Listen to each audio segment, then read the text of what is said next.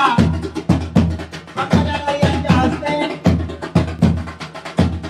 देशाचे नेते, महाराष्ट्राचे नेते, लोकनेते कैलासवासी गोपीनाथरावजी मुंडे साहेब यांच्या प्रतिमेचं या ठिकाणी पूजन होत आहे.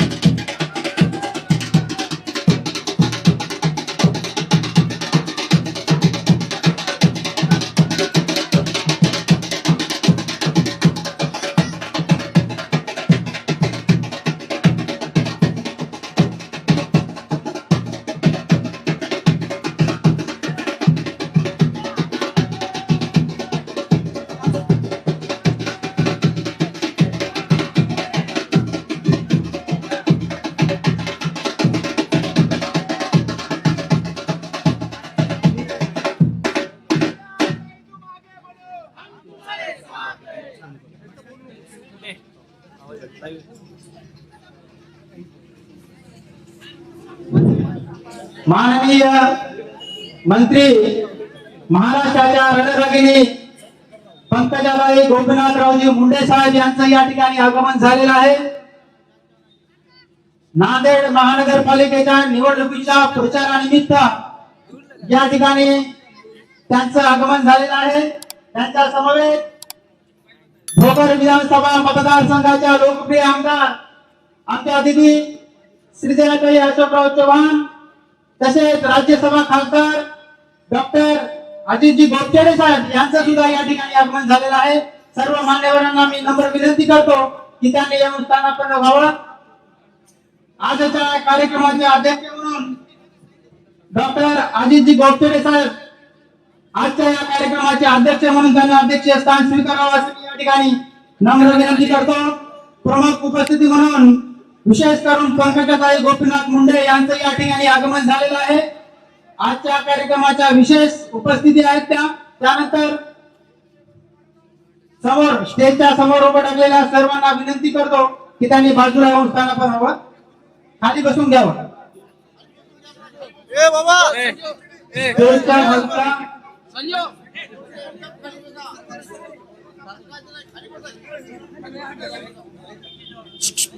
मित्रा एक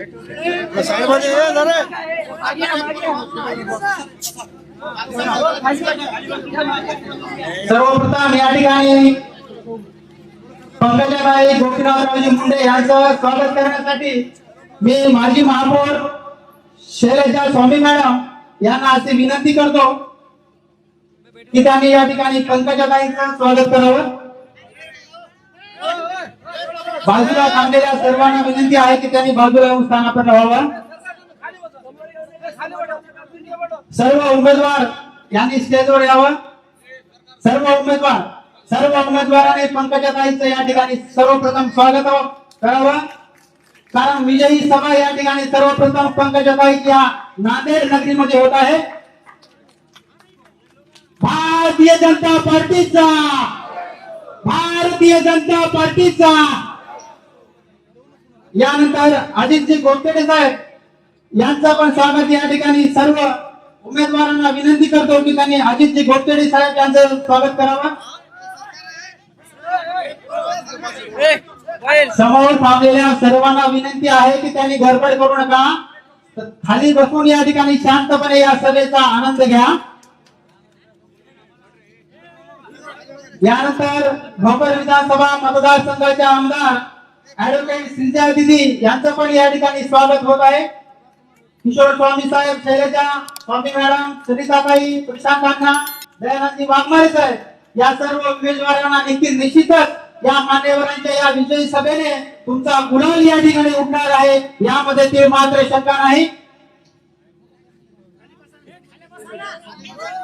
वेळेच्या अभावी उपस्थित सर्व मान्यवरांचं शब्द सुमनाने या ठिकाणी मी स्वागत करून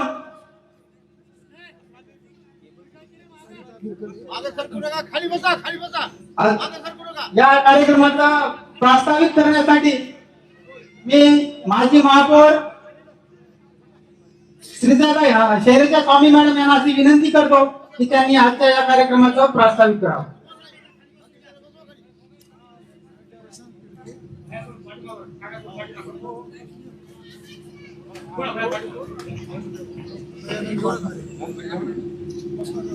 ज्यांनी शिवरायांना घडवले अशा आपल्या राजमाता जिजाऊ माँसाहेब, छत्रपती शिवाजी महाराज, भारतरत्न डॉक्टर बाबासाहेब आंबेडकर, लोकशाहीर अण्णाभाऊ साठे, जगज्योती महात्मा बसवेश्वर या महापुरुषांना वंदन करते. लोकनेते स्वर्गीय गोपीनाथजी मुंडे साहेबांचे स्मरण करते. उपस्थित सर्व माझ्या जमलेल्या मतदार बंधू आणि भगिनींनो आणि देवाभाऊच्या सगळ्या लाडक्या बहिणी, आज आपण इथे नांदेड वाघाळा शहर महानगरपालिकेच्या सार्वत्रिक निवडणुका 2026 प्रभाग क्रमांक 4 च्या प्रचारार्थी इथे आपल्या इथं मान्यवर आलेले आहेत. महाराष्ट्राच्या रणरागिणी मुंडे साहेबांच्या कन्या नामदार पंकजाताई मुंडे, आपल्या सर्वांचे लाडके खासदार डॉक्टर अजितजी गोपछडे, तरुण तडफदार आमदार ऍडव्होकेट श्रीजाताई चव्हाण, आपल्या या भागातले ज्येष्ठ नेते साहेबरावजी देवळे,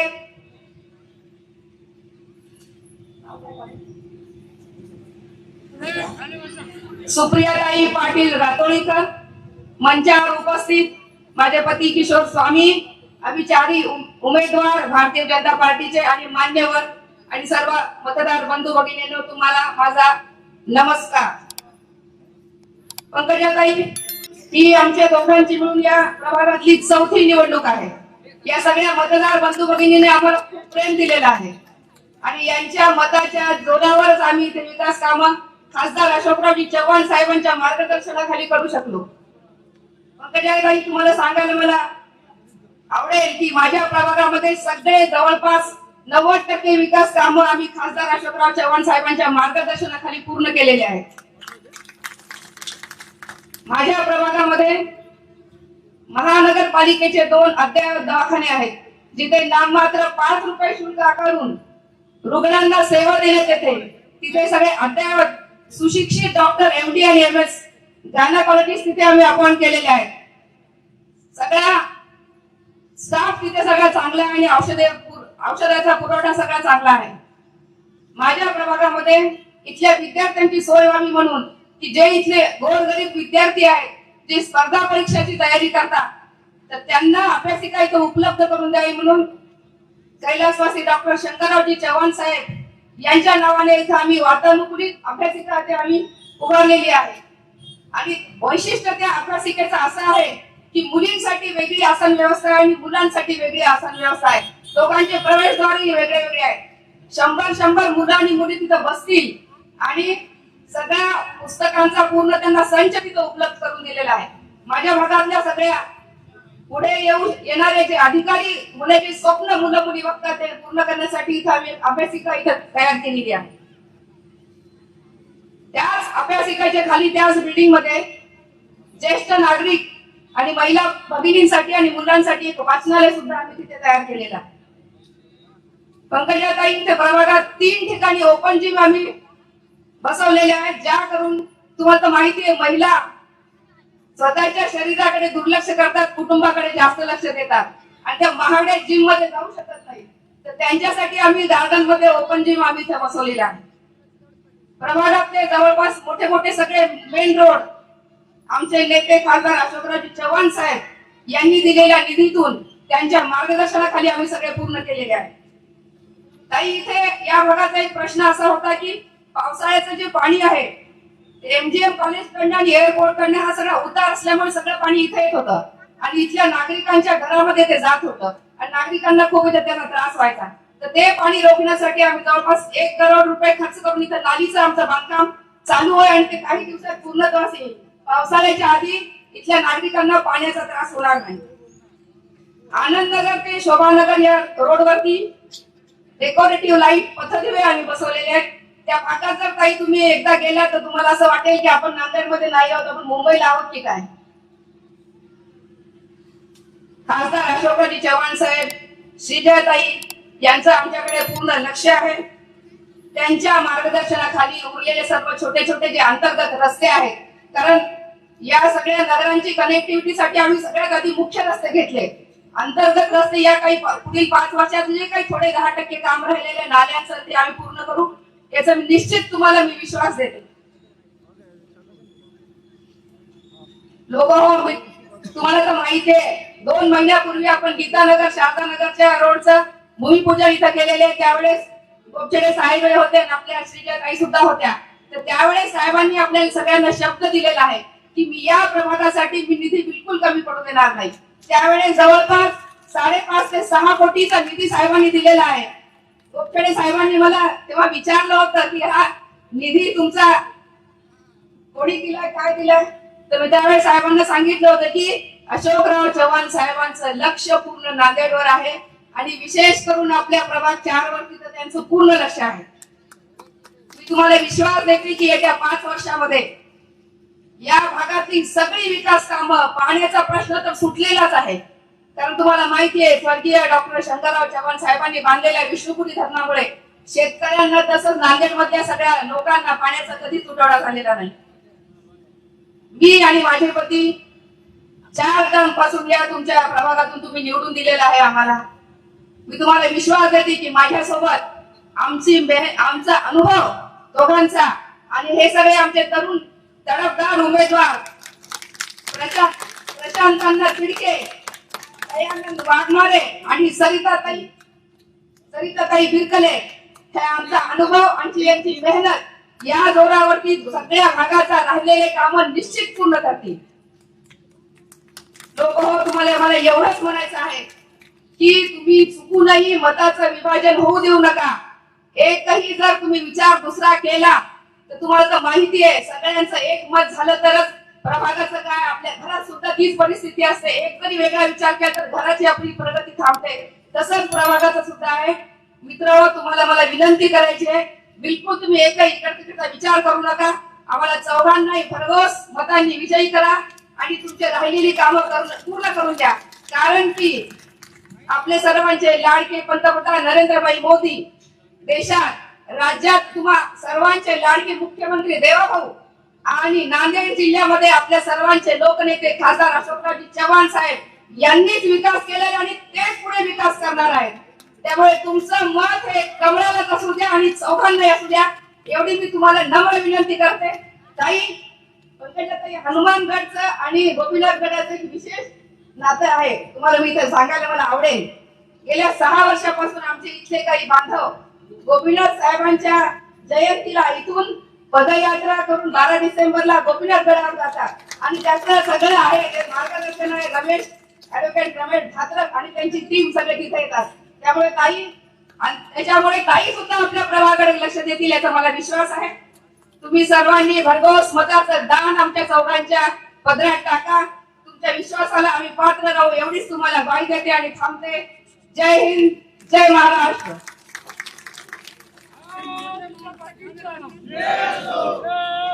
नक्कीच नांदेड मध्ये हनुमानगड हा विशेष प्रभाग आहे आणि या प्रभागामध्ये माननीय माजी मुख्यमंत्री अशोकराव चव्हाण साहेबांचं विशेष लक्ष या प्रभागामध्ये आहे.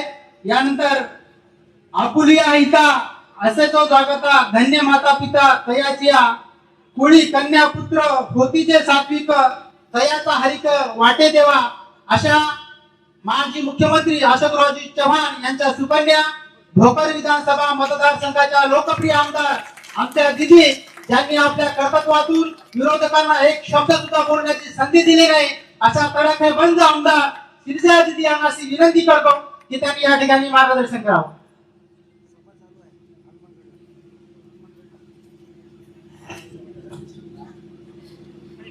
भारत माता की जय. भारत माता की जय. नाश्ता झाला नाही वाटतं.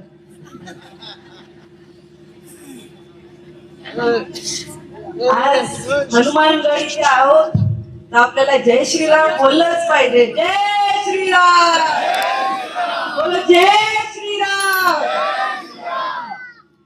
आज आपल्या इकडे वॉर्ड नंबर 4 च्या प्रचारासाठी, महानगरपालिकेच्या प्रचारासाठी व्यासपीठावर उपस्थित माननीय नामदार पंकजाताई मुंडेजी, माननीय खासदार अजित गोपछडेजी किशोर स्वामीजी, विश्वास कदमजी, अविनाश कदमजी, साहेबराव देबाटजी, रमेश भात्रकजी, नामराव भांगेजी, रामराव भालेरावजी, संजय शीतलकरजी, साहेबराव राठोडजी, सुधाकर कदमजी, व्यंकटेश शेट्टेजी, तातेराव वाकोडेजी आणि आपले सर्वच उमेदवार दयानंद वाघमारेजी, सरिता भिरकळेजी, शैलजा स्वामीजी, प्रशांत अण्णा टिळकेजी, या बोर्डातले सर्वच नागरिक, सर्वच जनता, सर्वांना माझा मनपासून मी इथे नमस्कार करते.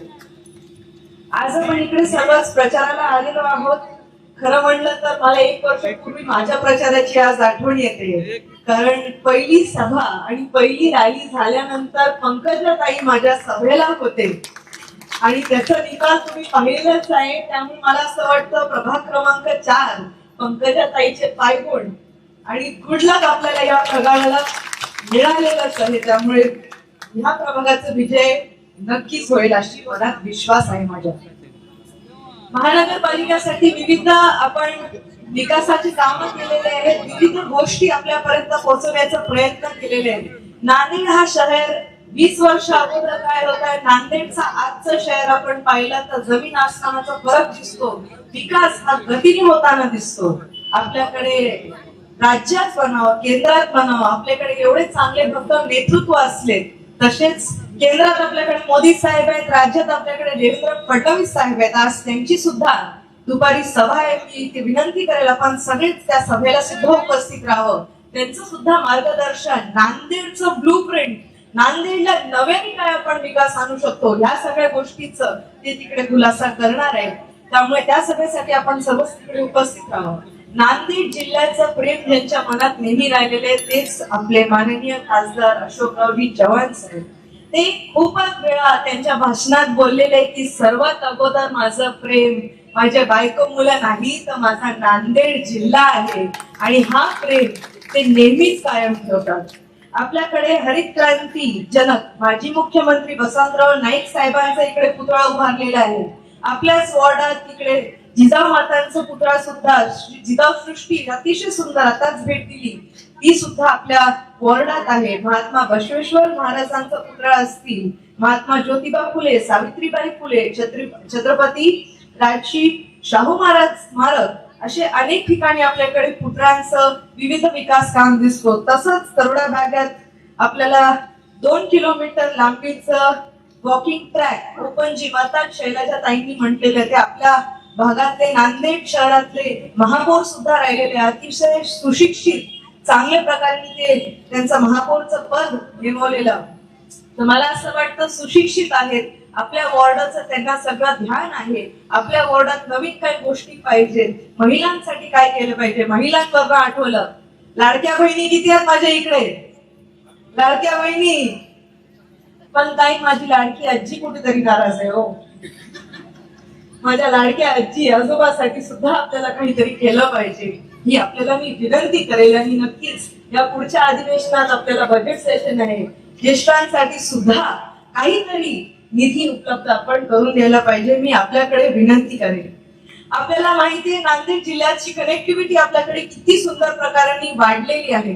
बस स्थानक आहे, रेल्वे आहे, वंदे भारत आहे, विमान सेवा आहे. आज थेट आपल्याला मुंबई पर्यंत पोहोचण्याची, मुंबई असेल, अहमदाबाद असेल, पुणे असेल, बँगलोर असेल, हैदराबाद असेल, ह्या ठिकाणी आपण नांदेडचे लोक तिकडे जाऊ शकतो. याचा अर्थ आहे की गुंतवणूक बाहेरून सुद्धा नांदेडला येऊ शकते. विचार करा, अशोकराव चव्हाण साहेबांनी हातात घेतलेले जे विचार होते, नांदेडची विमानतळची सेवा त्यांच्यामुळे आज सुरू झालेली आहे. आणि आपल्याला सुद्धा जगात काय चालू आहे, जगात काय काय गोष्टी आपल्याकडे आहेत ते नांदेडला सुद्धा घेऊन येता येतं. आरोग्यासाठी आपण म्हटलं तर साहेबांमुळे खूप मोठं आपल्या नांदेड जिल्ह्याला एक योगदान झालेलं आहे की आपल्याकडे कॅन्सर स्पेशालिटीची L2 लेवलची एक मोठी आपल्याला संधी मिळणार आहे. जिथे आपल्याला मुंबई सारख्या ठिकाणी जावं लागायचं कॅन्सरच्या तपासणी करण्यासाठी किंवा ट्रीटमेंट करण्यासाठी, तर आज ते थेट आपल्याला नांदेडला ती सेवा मिळणार आहे. त्यामुळे आपल्या खर्चाचा मोठा भाग आपल्याला ती सेवामुळे कमी पडणार आहे. बरेच काही गोष्टी आपल्याला विकासासंदर्भात बोलायसारख्या आहेत, पण आता मला माहिती आहे आपण खूप वेळापासून सकाळपासून इकडे सर्व उपस्थित आहात. आपल्याला गोपचडे साहेबांचं आणि पंकजाताईंचं सुद्धा भाषण ऐकायचंय, त्यांचं मार्गदर्शन ऐकायचंय. पण मी विनंती एवढीच करेन की येत्या 15 तारखेला जिथे आपल्याकडे देशाचं नेतृत्व आहे, राज्याचे नेतृत्व आहे, आपल्या जिल्ह्याचं नेतृत्व आहे, ती डबल इंजिनची सरकाराला तिसरे इंजिनचं पण आपल्या नगरपालिकाचा डब्बा जोडून घ्या आणि वेगाने विकास आपल्याकडे आणा. एवढीच विनंती करेल की 15 तारखेला कमळ आपली निशाणी आहे. मला सांगा लाडक्या बहिणी, 15 तारखेला आपल्याला कोणाला मतदान द्यायचंय? आपली निशाणी काय?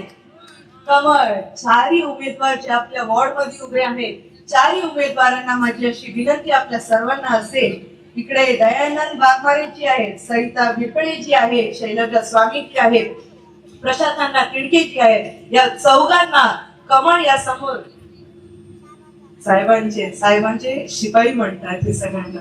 पण मला असं वाटतं हे माझ्या कुटुंबाचं भाग आहे, हे सर्वच माझ्या कुटुंबाचे आहे.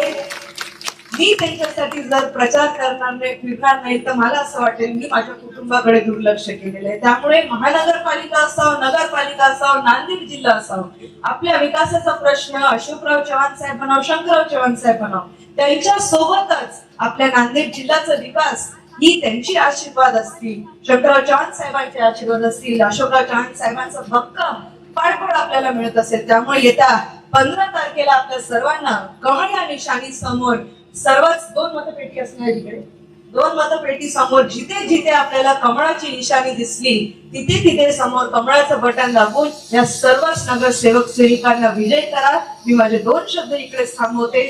जय हिंद, जय महाराष्ट्र, जय श्रीराम. पवन शिंदे आणि गिरीश नारखेडे यांनी स्टेजवर यावं. निश्चितच दिदी, नांदेड जिल्ह्यामध्ये जसं भोकर विधानसभा म्हटलं की सर्वांगीण विकास समोर येतो, त्याचप्रमाणे हनुमानगड म्हटलं नांदेडमध्ये की या ठिकाणी सर्वांगीण विकास समोर येतो. आणि भोकर विधानसभा नेतृत्वाचं जर लक्ष हनुमानगडवर विशेष असेल तर निश्चितच स्वामी साहेब तुमचा विजय या ठिकाणी कोणीही रोखू शकणार नाही. यानंतर मी डॉक्टर अजितजी गोपचडे साहेब यांना अशी विनंती करतो की त्यांनी या ठिकाणी येऊन मार्गदर्शन करावं. हनुमानगड प्रभाग 4च्या या अतिशय उत्कृष्ट अशा विकासात्मक झालेल्या या प्रभागामध्ये आलेल्या संघर्ष योद्धा कैलासवासी गोपीनाथराव मुंडे साहेबांच्या कन्या रणरागिणी माननीय पंकजाताई मुंडे यांच्यासाठी सगळ्यांनी टाळ्याच्या गजरात त्यांचं स्वागत करावं. एका संघर्ष योद्ध्याची मुलगी आज तुमच्या दारात आलेली आहे. महाराष्ट्राची रणरागिणी आज तुमच्या दारात आलेली आहे. आणि माझं दैवत कैलासवासी गोपीनाथराव मुंडे साहेब, ज्यांनी या महाराष्ट्रातल्या तळागाळातल्या गोरगरीब समाजातल्या, वंचित पीडित समाजातल्या, विशेष करून कष्टकरी समाजातल्या सगळ्या लोकांना न्याय मागण्यासाठी ज्या कैलासवासी गोपीनाथराव मुंडे साहेबांनी स्वतःचं जीवन समर्पित केलं, त्या कैलासवासी गोपीनाथराव मुंडे साहेबांची रणरागिणी कन्या हनुमानगड येथे आले. याचाच अर्थ असा आहे की हनुमानगडवर आमचा कमळाचा झेंडा फडकला हे समजायला काही हरकत नाही. तर जेवढे नावं श्रीजयाताईंनी घेतली तेवढी सर्व नावं खर तर आपल्याला सगळ्यांना पंकजाताईला ऐकायचं आहे. ताई, या नांदेड जिल्ह्यामधला तरुण कष्टकरी समाज, आमचा ओबीसी समाज, वंचित समाज हा तुमच्या पाठीमागे अनेक वर्षापासून, साहेबांच्या पाठीमागे अनेक वर्षापासून समर्पित भावनेने तुमच्या पाठीमागे निस्वार्थ भावनेने उभा आहे. आज तुम्ही या नांदेड जिल्ह्याच्या महापालिकेच्या प्रभारी झाला तेव्हा आमच्या सर्व तरुण तरुणींच्या मनामध्ये खूप मोठ्या आशा पल्लवित झाल्या. आणि आज तुम्हाला मी सांगू इच्छितो की हा जो हनुमानगड आहे, जसं आमच्या स्वामीताईंनी सांगितलं की हनुमानगडाचं नातं गोपीनाथगडाशी आहे, त्याच पद्धतीने आज समजून घ्या, ज्या अर्थी गोपीनाथराव मुंडेच्या कन्याने या ठिकाणी पाऊल टाकलं, त्याच पद्धतीने हनुमानगडाचा पूर्ण विकास होईल आणि संपूर्ण नांदेड जिल्ह्यावरती कमळाची सत्ता येईल.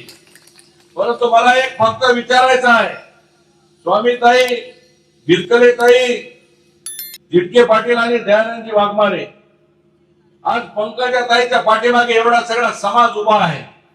आमचे हजारो तरुण इथून गोपीनाथ मुंडे गडाला शाल मशाल घेऊन तिथे पांघरतात आणि मशाल तिथे नेऊन पेटवतात.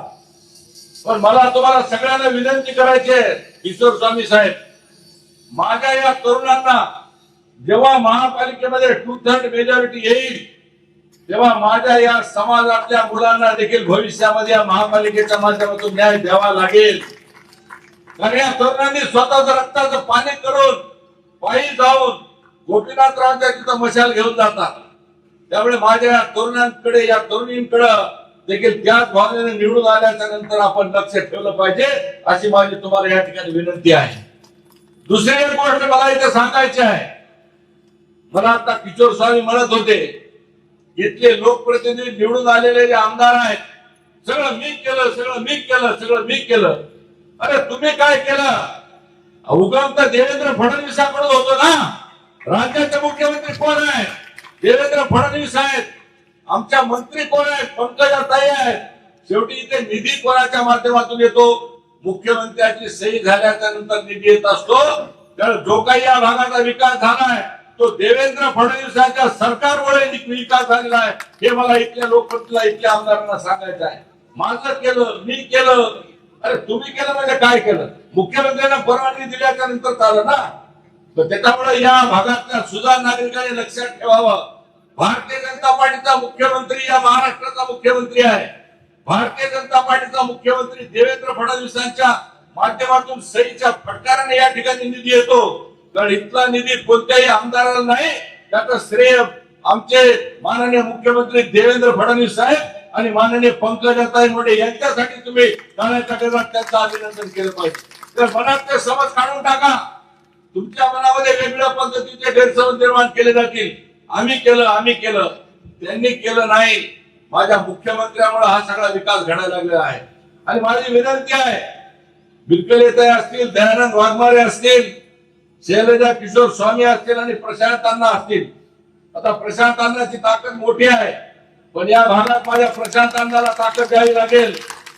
तर एका शब्दावर, माझ्या आणि अशोकराव चव्हाण साहेबांच्या शब्दावर विश्वास ठेवून ते वाघ म्हणला, साहेब तिथं जर समजा मोठा पैलवान असेल हजाराच्या कुस्तीचा, तर मी देखील 1000 कुस्ती खेळायला तयार आहे.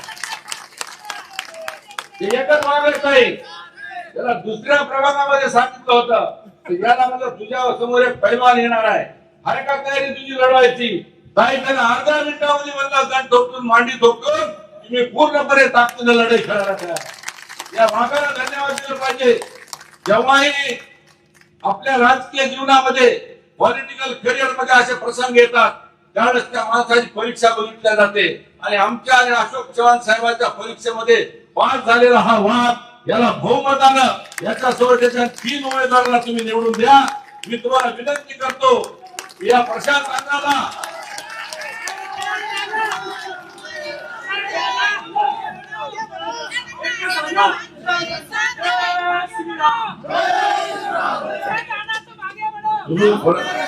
प्रशांतांना मदत माझ्या बिरकलेताईला, स्वामीताईला आणि वाघमारेला येऊन विचारून जातात. चौकाला जर एकत्र आणला तर तुमची काही खैर आहे, नाही तर मी पंकजाताई बघून घेऊ तुमची एकेकाची. फक्त प्रशांत याच्यासाठी म्हणलं मी की या वाघाने एका क्षणात कुस्ती खेळतो म्हणला, म्हणून मला याच्याबद्दल प्रेम निर्माण झालं. पण त्याच्यासोबत माझ्या 4 उमेदवारांना तुम्ही निवडून द्या. तुमच्या सगळ्यांच्या पाठीशी मी खासदार म्हणून उभा आहे. या भागातले जेवढे काम करायचे, डेकोरेटिव्ह लाईट असेल, ड्रेनेज लाईन असेल, आपल्या ठिकाणी अभ्यासिका असेल, पोलीस भरतीसाठी खेळाचं मैदान असेल, वॉकिंग ट्रॅक असेल, नवीन उद्यान असेल, गौतम बुद्धाचं विहार असेल, सुंदरनगर मधला कंपाऊंड वॉल असेल, आणि या ठिकाणी राहिलेलं रस्ते, नाले आणि कचरा व्यवस्थापनाचं जे सगळं काम आहे ते राज्यसभा खासदार म्हणून मी आणि माझे मुख्यमंत्री अशोकराव चव्हाण दोघंही मिळून पूर्ण केल्याशिवाय राहणार नाही.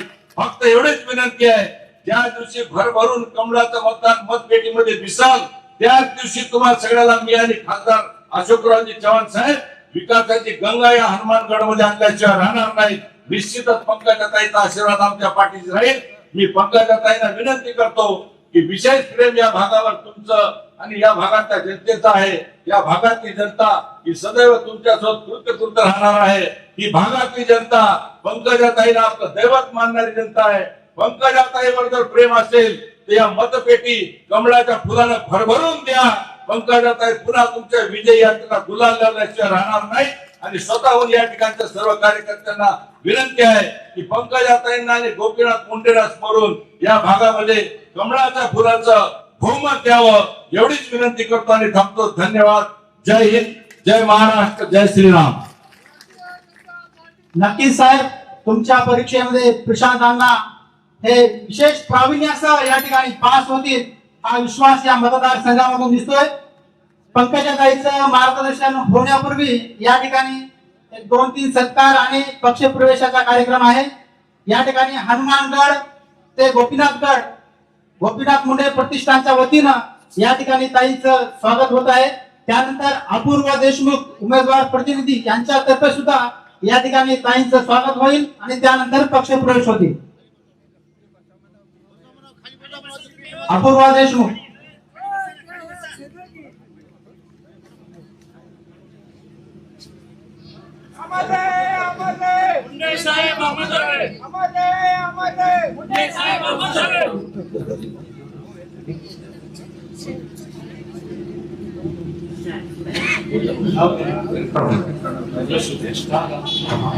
यानंतर पक्षप्रवेश होतील.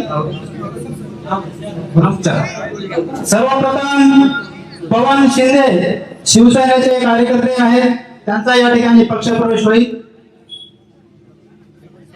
त्यानंतर भवनसिंह गुहिलोत उपशहर प्रमुख उबाटा. त्यानंतर सचिन टाक उपशहर प्रमुख उबाटा.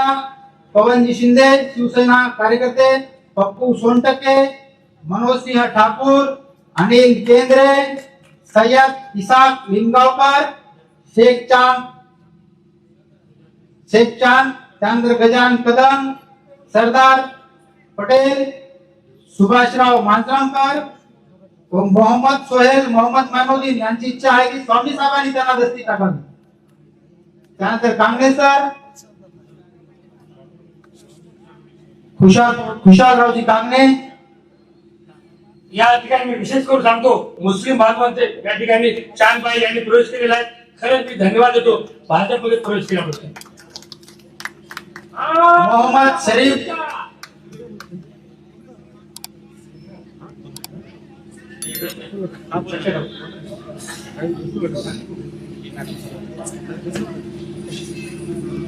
भारतीय जनता पार्टीमध्ये या ठिकाणी उत्स्फूर्त असा प्रवेश या ठिकाणी होत आहे. या वार्डाच्या सर्वांगीण विकासासाठी येथील मतदार बंधू जागृत आहेत आणि त्यांना माहित आहे की या वार्डाचा विकास करायचा असेल तर भारतीय जनता पक्षाच्या उमेदवाराने या ठिकाणी निवडून दिलेला क्रमप्राप्त आहे. म्हणून स्वइच्छेने स्वयंस्फूर्तपणे या ठिकाणी विविध पक्षातून कार्यकर्त्यांचा या ठिकाणी भारतीय जनता पक्षामध्ये प्रवेश होत आहे.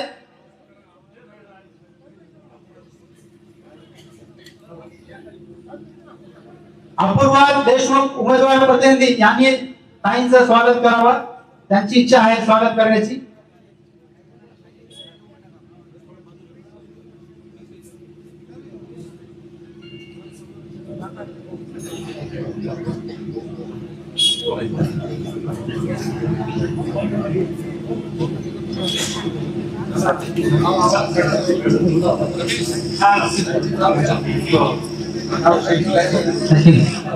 ज्याला स्त्री आई म्हणून कळाली तो जिजाऊंचा शिवबा झाला. ज्याला स्त्री बहीण म्हणून कळाली तो मुक्ताईचा ज्ञानदेव झाला. ज्याला स्त्री मैत्रीण म्हणून कळाली तो राधेचा श्याम झाला. आणि ज्याला स्त्री पत्नी म्हणून कळाली तो सीतेचा राम झाला. लेकराचे हित वाहे माऊलीचे चित्त ऐसी कळवळ्याची जाती काही लाभाविना प्रती. अशा प्रकारे मायाचं ममतेचा हात सर्वांच्या विकासासाठी अहोरात्र मेहनत घेणाऱ्या रणरागिणी पर्यावरण मंत्री आदरणीय पंकजाताई गोपीनाथ मुंडे. पंकजाताई बाग पूजन केले नांदेड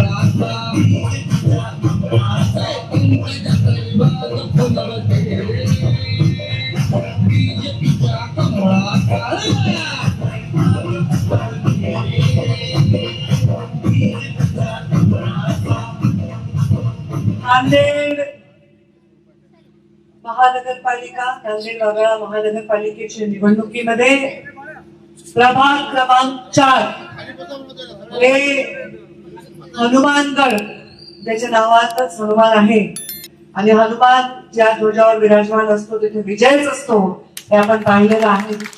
तर हनुमानगड येथील आमच्या भारतीय जनता पार्टीचे अधिकृत उमेदवार दयानंदजी वाघमारे, सरिता बिरकले, शैलजा स्वामी आणि प्रशांत तिरके पाटील या चौघांनाही आपण सर्वांनी कमळाच्या फुलासमोरचं बटन दाबून प्रचंड मताने विजय करा अशी विनंती करण्यासाठी मी आपल्या समोर उपस्थित आहे.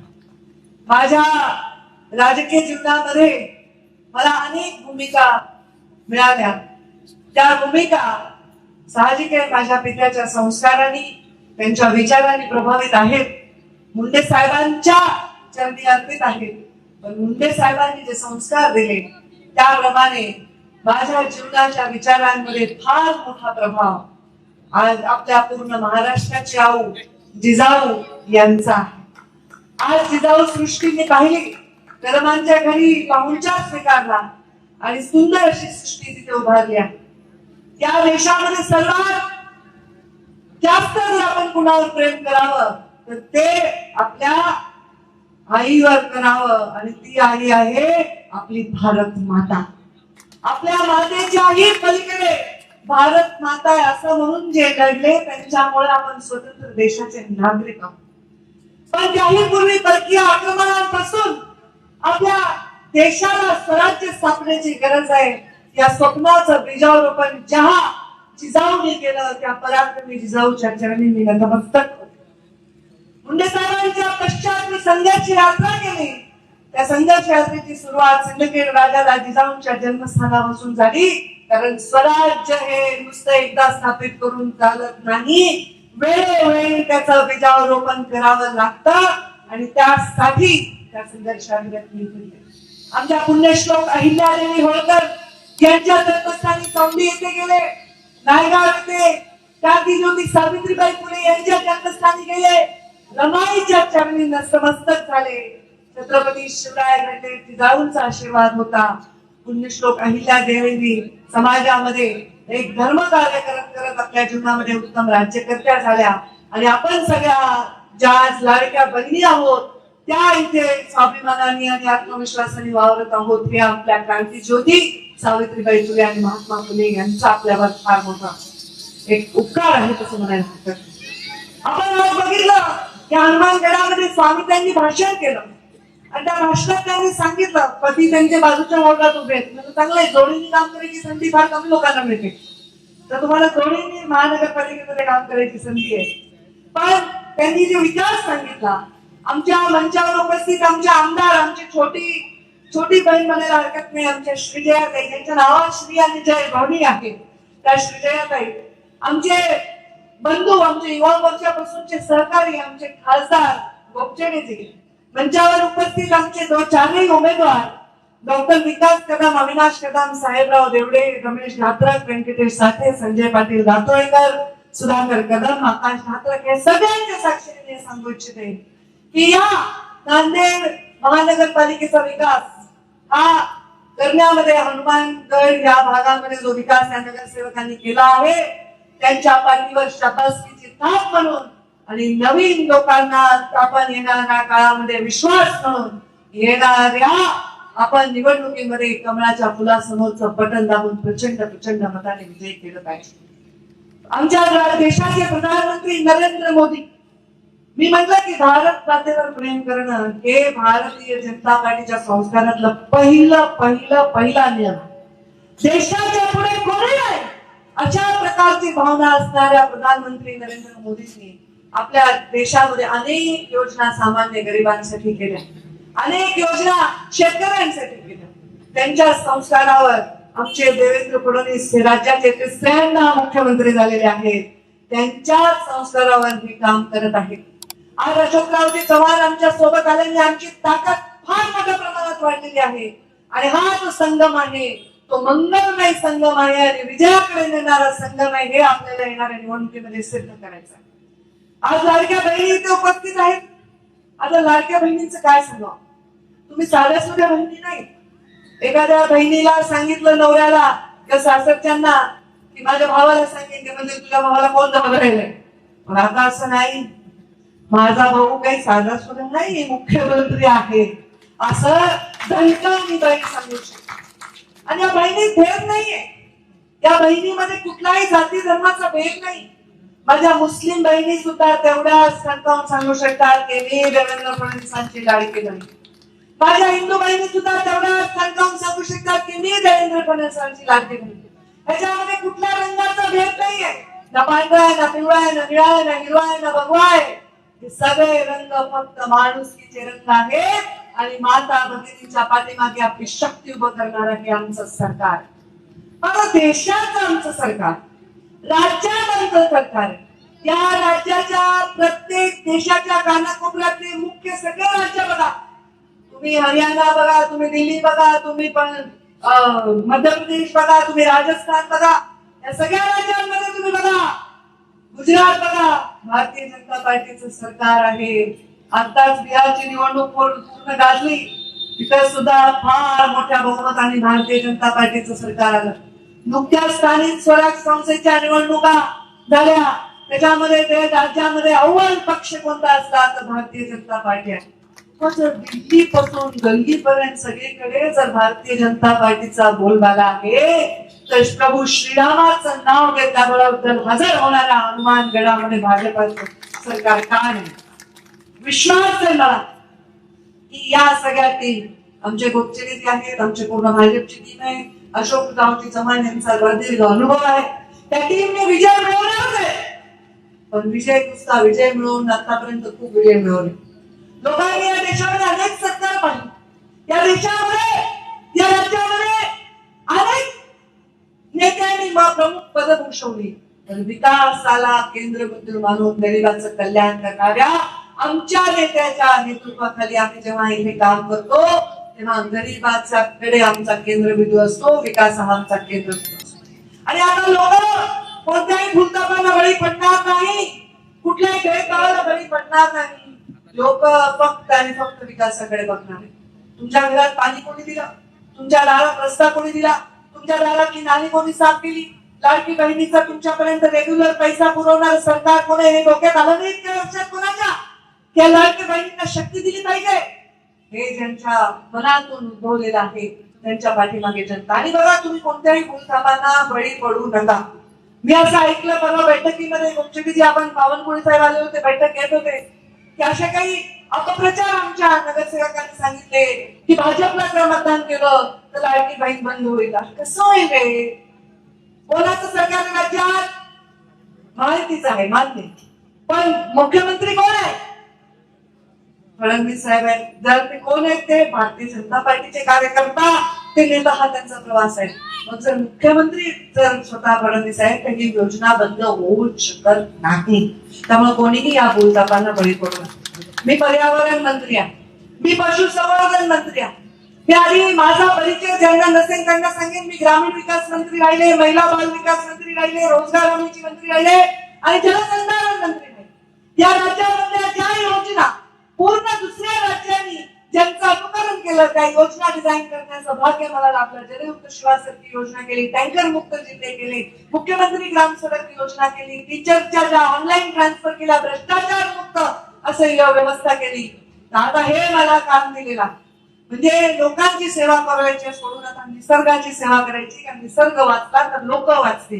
त्यात तुमच्याकडे करोडो रुपये असले आणि हवेत ऑक्सिजन नसला तर तुम्हाला जगता येणार नाही. झोपडीतला माणूसही तडफडून मरेल आणि श्रीमंत भारतला माणूसही तडफडून. त्यामुळे त्या प्रदूषण मुक्त करायचं, नद्यांना, हवेला, आपल्या सगळ्या नदी नाल्यांना प्रदूषण मुक्त करायचं. मी तुम्हाला शब्द देते, मुख्यमंत्री महोदय यांच्या नेतृत्वाखाली या नांदेडमध्ये आपण कचऱ्याच्या व्यवस्थापनावर खूप सुंदर प्रकल्प राबवू शकतो. आपण सर्वजण खासदार आमदारांनी पुढाकार घ्या. कचऱ्याचं व्यवस्थापन करून कचऱ्यापासून आपण ऊर्जा निर्माण करू शकतो. या नांदेड मधल्या कुठल्याही लाईट स्ट्रीट लाईटचं बिल येणार नाही अशा प्रकारचा प्लॅन करू शकतो. 40% नांदेड हे पूर्ण कचऱ्यापासून जी ऊर्जा निर्मिती होईल त्या ऊर्जा निर्मितीवर चालू शकतं. हे आपल्याला करता येऊ शकतं. म्हणजे तुम्हाला लाडक्या बहिणीला लाईट बिलचा सुद्धा प्रॉब्लेम येणाऱ्या दशकभरामध्ये पूर्ण आपण संपूर्ण मिटवू शकतो. हे सगळे प्रश्न सोडवण्याची आमच्यामध्ये इच्छा शक्ती लागते. नुसतं घरात बसून आपण एखाद्या ग्लासाकडे पाहिलं, हे बाबा माझ्याकडे दुधाचा ग्लास येत नाही, तो उचलून आपल्याला हातात आणावा. घोड्याला पाण्यापाशी नेता येतं, पाणी पाजवता येत नाही. तर मनामध्ये जर नेत्यांची इच्छा असेल तर हा देश सुजलाम सुफलाम, हे राज्य सुजलाम सुफलाम, हे नांदेड अत्यंत विकसित असं शहर होऊ शकतं. नांदेड एअरपोर्ट आहे, रेल्वेचं कनेक्शन आहे, उद्योग इकडे येऊ शकतात. मी सांगितलं पहिला उद्योग तर मीच तुम्हाला प्रॉमिस करते की कचऱ्यापासून ऊर्जा बनवणं हे फार मोठं काम भविष्य आहे. तुम्ही हायड्रो पॉवर म्हणजे पाण्यापासून ऊर्जा, किती पाणी वापरणार आहे तुम्ही? लोकांना पहिला पाणी तर पाहिजे. तुम्ही वेगवेगळ्या अणुऊर्जा बनवता, तुम्ही थर्मल पॉवर स्टेशन, हे कोळशापासून जमिनीच्या गर्भातून किती कोळसा काढणार आहेत आपण? कोळशापासून उद्योग किती बनवणार आहेत? त्याच्यामुळे होणारे प्रदूषण किती मोठे आहे. पण या सूर्यापासून ज्याला काही टॅक्स लागत नाही, काही पैसा लागत नाही, फुकट बिचारे वेळेवर उगवतो, वेळेवर मावळतो, त्यांच्या ऊर्जेतून आपल्याला ऊर्जा बनवता येईल. जे तुम्ही आपण कचरा करतो, तो कचरा आपण एका डम्पिंग यार्ड मध्ये ठेवतो, एवढा मोठा डोंगर तयार होतो, त्याचा दुर्गंधी येते, रोगराई पसरते. त्याच्यावर आता तंत्रज्ञान आले, मोठ्या देशातील तंत्रज्ञानाबरोबर टायप करतोय. आता देवेंद्र फडणवीस सुद्धा डावोसला जात आहेत, मोठी इन्व्हेस्टमेंट आणतायत आणि हे सगळं होतं की माझ्या नांदेडमध्ये होईल. जे मोठ्या महानगरात होईल ते माझ्या नांदेडमध्ये होईल. माझं नांदेड म्हणतीये, त्याचाच अर्थ नांदेडच्या विकासाकडे प्रेमाने लक्ष द्यायचा माझा संकल्प. मी नुसती प्रभारी झाले आणि तुमची निवडणूक झाली अंग झटकून जाईल असं नाही. तर तुमच्या विकासासाठी इथे आजूबाजूच्या 25 कृषीतल्या शेतकऱ्यांचे आपण मोठ्या प्रमाणात उद्योग उभा राहू शकतो, त्यांना स्वयं पूर्ण करू शकतो. खूप छान काम केलं. मगाशी स्वामींनी भाषणात सांगितलं, तुम्ही ते अभ्यास का उभा केलाय, कॉम्पिटेटिव्ह एक्झाम साठी मुलांना तयार करण्याचा निर्णय घेतलेला, तुम्ही सगळे स्ट्रीट लाईट्स केलेले आहेत. एखादा रस्ता तुमचा जर पाहिला तर असं वाटतं की आपण कुठेतरी मोठ्या शहरामध्ये आलोय. हे चित्र अजून चांगलं करून पूर्ण नांदेड हे अत्यंत विकसित शहर करू, अत्यंत उज्ज्वल शहर करू, अशा प्रकारचा संकल्प आमच्या सगळ्यांचा आहे. आज मुख्यमंत्र्यांची सभा आहे, आपण त्या सभेला सुद्धा सगळेजण निश्चित द्या आणि आपल्या शब्द सन्माननीय मुख्यमंत्री महोदय यांच्या नेतृत्वाखाली आमचा घ्या. या नांदेडच्या विकासाची जबाबदारी ही आमच्या खांद्यावर घेऊ. येऊ का नाही? फेकाफेकी करते असं वाटतंय का तुम्हाला? शब्द पूर्ण करणार हे गोपीनाथ मुंडेची लेख आहे. आपला शब्द कधीच सोडणार. आमचं जीवन हे संकल्प आहे, हे सेवेचा यज्ञ आहे. मुंडे साहेबांनी दिलेलं व्रत आहे. मुंडे साहेब यांचं व्रत जगणं त्याच्यापेक्षा मोठा कुठलाही गोष्ट नाही. आपण आता मुंडे साहेबांच्या इथे मला वाटतं चौक तयार केलाय, त्याचं आपण पूजन केलं. अशा गावागावामध्ये प्रत्येक शहरामध्ये चौक आहे, मोठ्या महापुरुषांचे चौक आहेत. मला अभिमान वाटतो. तिथे एक छोटासा चौक माझ्या बाबांचा आहे. त्यांनी एवढं काम केलेलं आहे. मृत्यूला कौटाळलं त्यांनी, तरी 12 वर्ष झाली. कोणत्याही माणसाच्या मनात असं नाही वाटत की अरे मुंडे साहेबांमध्ये हे प्रॉब्लेम. मुंडे साहेब चांगला माणूस, कोणत्याही जाती धर्माचा माणूस होतो, मुंडे साहेब चांगला माणूस. आता मला आठवतं मुंडे साहेबांच्या मृत्यूची जेव्हा बातमी टीव्हीवर आली, पहिला हार्ट अटॅक एका मुलाला आला, तो मुसलमान. एवढं प्रेम मुंडे साहेबांवर सर्व धर्माच्या लोकांनी. मुंडे साहेब गेले हे सहन न झाल्याने आणि नदीमध्ये लोक उडी मारत होते, जीव द्यायचा प्रयत्न करत होते. तुम्ही विचार करा, एवढ्याशा खांद्यावर या सगळ्या लोकांच्या भावनेचं ओझं घेणं हे स्वार्थ असू शकतो का? आज मी रात्री 3 वाजता आले, परवा काल रात्री 2:30 वाजता आले. सकाळी उठून मी तयार आहे, घशामध्ये त्रास होतोय, डोळ्यामध्ये फटाका गेला. ह्या कार्यकर्त्यांचं प्रेम मला काल डोळ्यात गरम फटाका, आज डोळा एवढा सुचला होता रात्री. सारखं कष्ट. लोकांना लागून वाटतं राजकारण सोपं आहे, पुढच्या पिढीला तर सहज मिळतं. नाही, आमची तुलना सतत आमच्या मोठ्या पिढीशी होत असते. हे सोपं नाही. आणि जेव्हा एखादा, मला सांगा, जिजाऊनी आपल्या कोवळ्या लेकराला तलवार दिली आणि सांगितलं जा स्वराज्य स्थापन कर. काही होऊ शकत होतं, तलवार त्यांच्या छातीत येऊ शकत होती, पण तिची पर्वा त्यांनी केली नाही. जेव्हा माणूस एका व्रत धारण करतो तेव्हा त्याला कुठल्याही स्वार्थाची पर्वा होत नाही. आणि हे व्रत धारण करून आम्ही काम करत आहोत. स्वतःचा स्वार्थ म्हणून काही नाही. साहजिक आहे, परिवार आहे, परिवाराला आपल्याला चांगलं जीवन द्यायचं हे कर्तव्य आहे आपलं. पण हा परिवार फक्त आपलं लेकरू, आपला भाई भावंड हे नाही हो. तुम्ही सगळे आमचा परिवार. ज्या दिवशी वंचित माणूस सुखी होईल, त्याचे लेकरं शिकतील, त्याचे लेकरं मोठे होतील, ते स्वतः त्यांना रोजगार मिळेल, काही महिला आमच्या सक्षम होतील. बचत गटाची चळवळ, मी महिला मंत्री होते ग्रामीण विकास. बचत गट जेव्हा मी आले फक्त 46,000 बचत गट होते.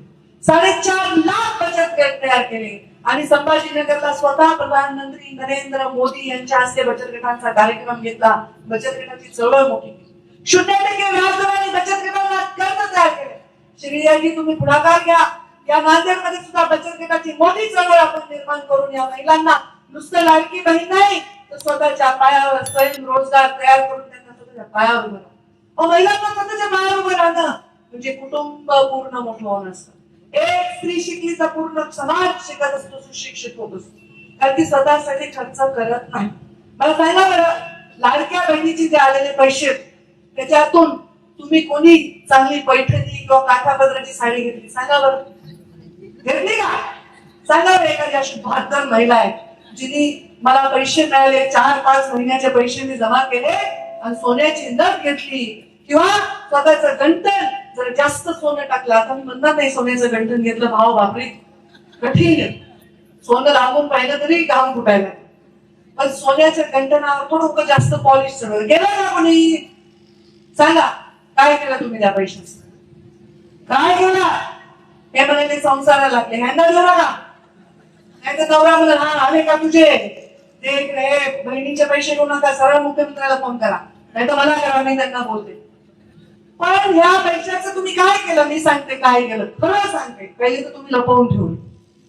खरं सांगा, बायका आपले पैसे लपवून ठेवतात. त्यामुळे जेव्हा नोटबंदी झाली गोपचडे साहेब, या माझ्या एका महिलेकडून एवढे पैसे यायला लागले बाहेर.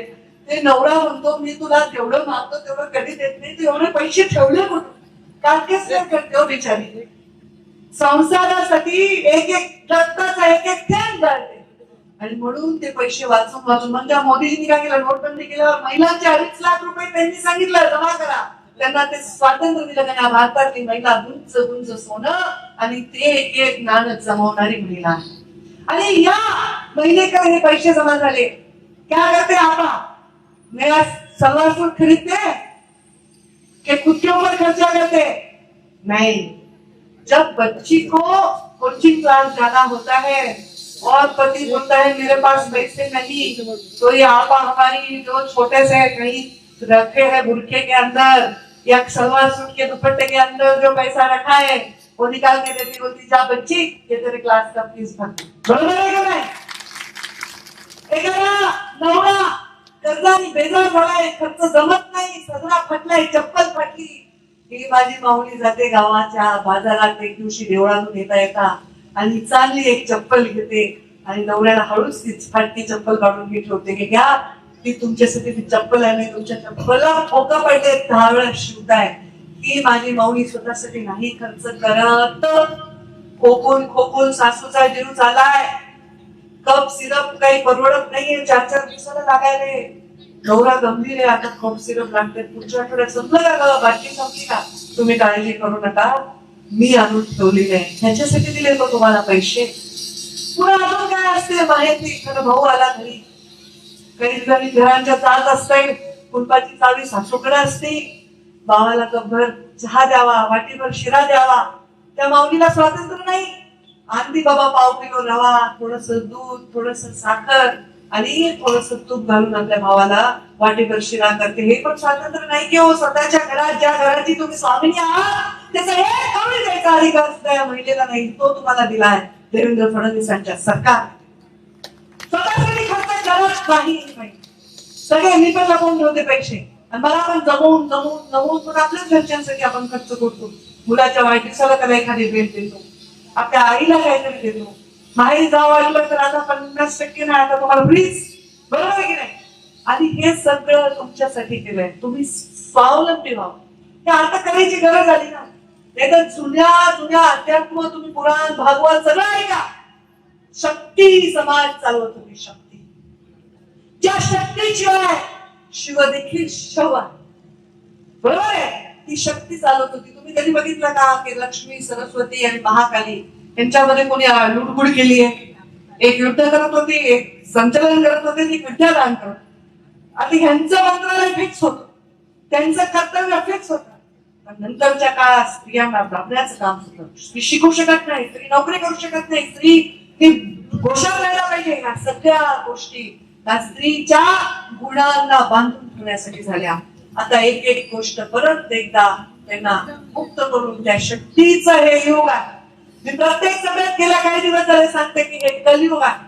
सतयुग झालं, त्रेतायुग झालं, द्वापर युग झालं. सतयुगात माणसं चांगली होती, त्रेतायुगात राक्षस प्रभू रामाने संपवले, द्वापर युगात श्रीकृष्णाने भगवद्गीता आपल्याला दिली, कर्माचा सिद्धांत दिला. पण आता आलाय कलियुग आणि कलियुग फार वाईट आहे बाबा. कलियुगात लेकरं बापाला विचारत नाही, मुलं आईला नाही विचारत, सासूला सुद्धा घालून देतात, सुनेला लोक हुंड्यासाठी मारतात. हे कलियुग आहे. आणि ह्या कलियुगात आपल्याला एक मध्ये युग येतं, ते शक्तियुग आहे. आणि ते शक्तियुगच कलियुगाला तारू शकतं. आणि त्यामुळे हे शक्तियुग आहे. म्हणून स्त्री ही आता प्रत्येक गोष्टीची सूत्रधार राहणार आहे. आणि स्त्री ही प्रत्येक गोष्टीचा केंद्रबिंदू राहणार. आज मी एवढं स्त्रियांवर भाषण करते, तुम्ही वाईट वाटून घेऊ नका पुरुषांनो. कारण ह्या तुम्हाला मतदान करून, ह्या तुमचा संसार चालवून हे सगळ्यांचा गाडा चालवत आहे. त्यामुळे तुम्हाला सगळ्यात जास्त संख्येने असणाऱ्या स्त्री ते उपस्थित माझ्या माऊल्याने, माझ्या बऱ्याच सभा असतात रात्री बेरात्री, आणि खूप 1000, 5000 माणसं असतात. मी एकटीच असते त्याच्यात. आणि मी भाषण देते, ते म्हणते ताई वाळी आली, अमुक आली, तमुक आली. पण जेव्हा मी अशी एक सभा बघते जिथे रंगीबेरंगी साड्या असतात, छान छान रंगाचे बुरखे असतात, डोक्यावर पदर घेतलेले असतात, सलवार उमद्या स्त्रिया असतात, तेव्हा मला खूप आनंद होतो, मला खूप शक्ती मिळते. आणि मी त्या शक्तीला आवाहन करते, या शक्तीने कमळावर विराजमान व्हावं, त्या शक्तीने महालक्ष्मीचं रूप घ्यावं आणि या नांदेडचा विकास करावा. येणाऱ्या निवडणुकीमध्ये आमच्या 4 उमेदवार म्हणजे दयानंद वाघमारे, सरिता बिरकेले, शैलजा स्वामी, प्रशांत दिडगे यांना प्रचंड मताने विजयी करावं. आणि मला श्रीजयंत माझं वाढवलाय आपला लोड. त्यांनी सांगितलं त्यांचा पाय खूप चांगला आहे, कृपा करून माझ्या पायगुणावर गडबड करू नका. आणि पायगुण आणि गुण दोन्ही चांगला आहे. तुम्ही निवडून द्या, मुलाला लावायला इथे येईल आणि तुमच्या सर्वांच्या विकासाच्या पाठीमागे मी सक्षमपणे उभे राहील एवढा शब्द देते आणि माझ्या वाणीला विराम देते. तर कोण कोण आम्हाला आमच्या या भाषणाला, आमच्या आव्हानाला सहकार्य करणार ते हात वर करा बरं, हात वर करा बरं, हाताच्या मुठी वळा बरं आणि जोरात माझ्या बरोबर घोषणा द्या. भारत माता की, भारत माता की, भारतीय जनता पार्टीचा. धन्यवाद. जय हिंद, जय महाराष्ट्र. निश्चितच ताई तुमच्या या शब्दाला मतदार मान देतील. यानंतर आभार प्रदर्शन व्यक्त करण्यासाठी मी रमेश घाटरक यांना विनंती करतो की त्यांनी आभार प्रदर्शन. या ठिकाणी धन्यवाद ताई साहेब. आपण वेळ काढून हनुमानगड भागामध्ये आपण एक सुरुवात केलेली आहे आणि सर्व हनुमानगड भागाच्या वतीने आपल्याला गवाही देतो. आम्ही 40 पैकी 40 उमेदवार सर्वात जास्त लीड आणू अशी मी गवाही हनुमानगडच्या वतीने देतो. ताई